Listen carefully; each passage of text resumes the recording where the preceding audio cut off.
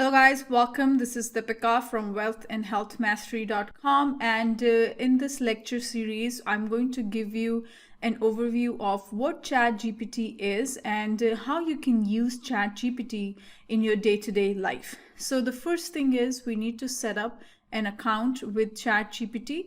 So in order to do that, please go over to the website openai.com.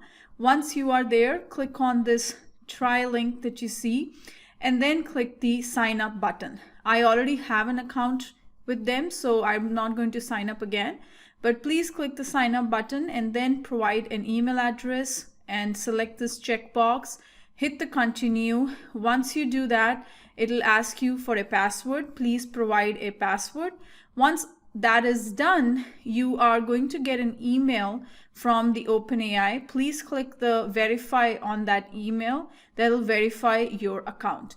So once you have set up the account with them, you will go back and click the login here and enter the email you provided and the password, and then hit the continue button. Once you have signed in, you are going to see this screen that you see right now, and here are some examples that you can try in order to use ChatGPT, but we are going to go in depth into how we can use ChatGPT.